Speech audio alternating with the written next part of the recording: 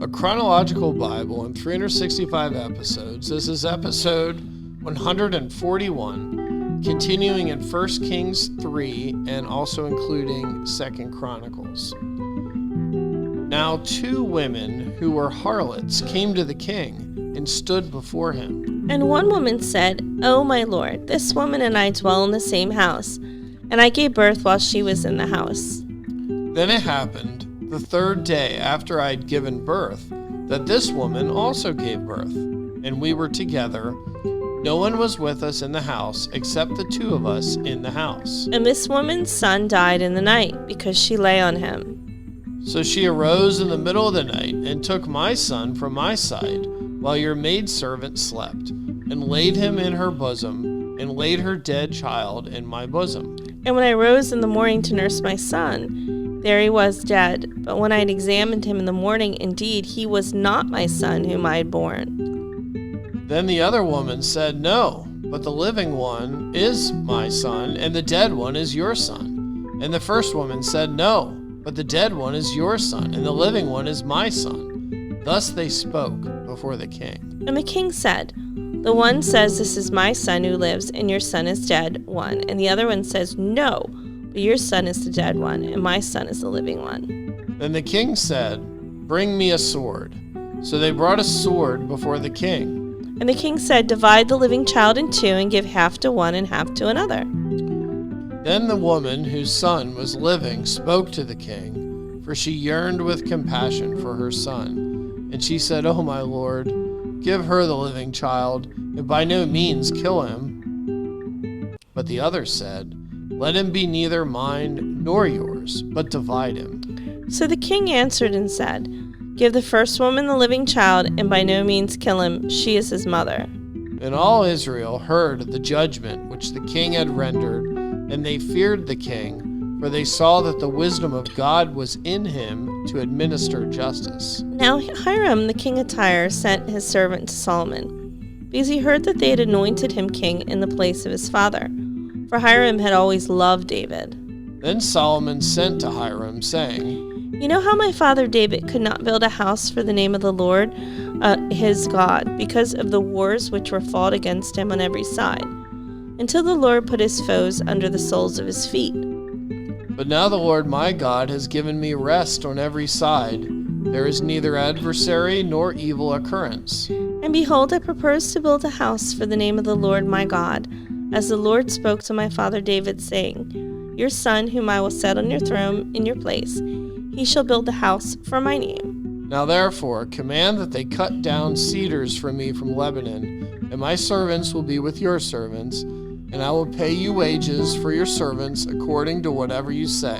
For you know there is none among us who has skill to cut timber like the Sidonians." So it was when Hiram heard the words of Solomon that he rejoiced greatly and said, "Blessed be the Lord this day, for he has given David a wise son over his great people." Then Hiram sent to Solomon, saying, "I have considered the message which you sent me, and I will do all you desire concerning the cedar and cypress logs. My servant shall bring them down from Lebanon to the sea. I will float them in rafts by the sea to the place you indicate me, and will have them broken apart there. Then you can take them away, and you shall fulfill my desire by giving food for my household." Then Hiram gave Solomon cedar and cypress logs according to all his desire. And Solomon gave Hiram 20,000 cores of wheat as food for his household, and 20 cores of pressed oil. Thus Solomon gained to Hiram year by year. So the Lord gave Solomon wisdom, as he had promised him, and there was peace between Hiram and Solomon, and the 2 of them made a treaty together. Then King Solomon raised up a labor force out of all of Israel, and the labor force was 30,000 men. And he sent them to Lebanon, 10,000 a month in shifts. They were 1 month in Lebanon and 2 months at home. Adoniram was in charge of the labor force. Solomon had 70,000 who carried burdens and 80,000 who quarried stone in the mountains.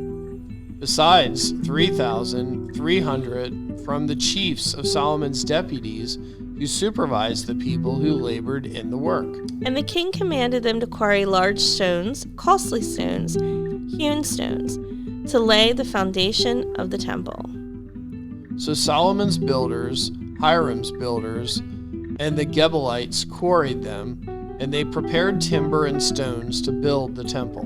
And it came to pass in 480th year after the children of Israel had come out of the land of Egypt, in the 4th year of Solomon's reign over Israel, in the month of Ziv, which is the 2nd month, that he began to build the house of the Lord. Now the house which Solomon built for the Lord, its length was 60 cubits, its width 20, and its height 30 cubits. The vestibule in the front of the sanctuary of the house was 20 cubits long across the width of the house, and the width of the vestibule extended 10 cubits from the front of the house. And he made for the house windows with beveled frames.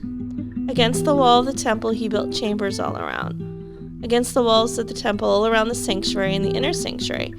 Thus he made side chambers all around it. The lowest chamber was 5 cubits wide, the middle was 6 cubits wide, and the third was 7 cubits wide, for he made narrow ledges around the outside of the temple, so that the support beams would not be fastened into the walls of the temple. And the temple, when it was being built, was built with the stone finished at the quarry, so that no hammer or chisel or any iron tool was heard in the temple while it was being built. The doorway for the middle story was on the right side of the temple. They went up by stairs to the middle story, and from the middle to the third. So he built the temple and finished it, and he paneled the temple with beams and boards of cedar. And he built side chambers against the entire temple, each 5 cubits high. They were attached to the temple with cedar beams. Then the word of the Lord came to Solomon, saying, Concerning this temple which you are building, if you walk in my statutes, execute my judgments, keep all my commandments, and walk in them, then I will perform my word with you which I spoke to your father David. And I will dwell among the children of Israel and will not forsake my people Israel. So Solomon built the temple and finished it. And he built the inside walls of the temple with cedar boards from the floor of the temple to the ceiling of the he paneled the inside with wood, and he covered the floor of the temple with planks of cypress. Then he built the 20-cubit room at the rear of the temple, from floor to ceiling, with cedar boards. He built it inside as the inner sanctuary, as the most holy place. And in front of it, the temple sanctuary was 40 cubits long. The inside of the temple was cedar, carved with ornamental buds and open flowers, all with cedar. There was no stone to be seen. And he prepared the inner sanctuary inside the temple to set the ark of the covenant of the Lord there. The inner sanctuary was 20 cubits long, 20 cubits wide, and 20 cubits high. He overlaid it with pure gold and overlaid the altar of cedar. So Solomon overlaid the inside of the temple with pure gold. He stretched gold chains across the front of the inner sanctuary and overlaid it with gold. The whole temple he overlaid with gold until he had finished all the temple. Also he overlaid with gold the entire altar that was by the inner sanctuary. Inside the inner sanctuary he made 2 cherubim of olive wood, each 10 cubits high. One wing of the cherub was 5 cubits, and the other wing of the cherub 5 cubits, 10 cubits from the tip of one wing to the tip of the other. And the other cherub was 10 cubits. Both cherubs were of the same size and shape. The height of one cherub was 10 cubits, and so was the other cherub. Then he set the cherubim inside the inner room, and they stretched out the wings of the cherubim so that the wings of one touched the one wall, and the wing of the other cherub touched the other wall, and their wings touched each other in the middle of the room. Also he overlaid the cherubim with gold. Then he carved all the walls of the temple all around, both the inner and the outer sanctuaries, with carved figures of cherubim, palm trees, and open flowers. And the floor of the temple he overlaid with gold, both the inner and outer sanctuaries. For the entrance of the inner sanctuary he made doors of olive wood. The lintel and the doorposts were 1/5 of the wall.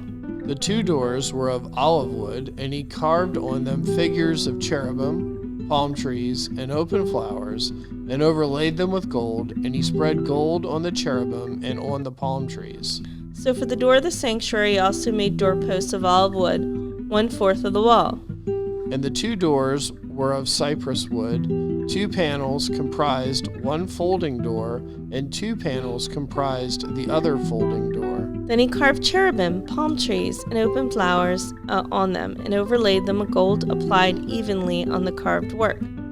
And he built the inner court with 3 rows of hewn stone and a row of cedar beams. In the 4th year, the foundation of the house of the Lord was laid, in the month of Ziv. And in the 11th year, in the month of Bul, which is the 8th month, the house was finished in all its details and according to all its plans.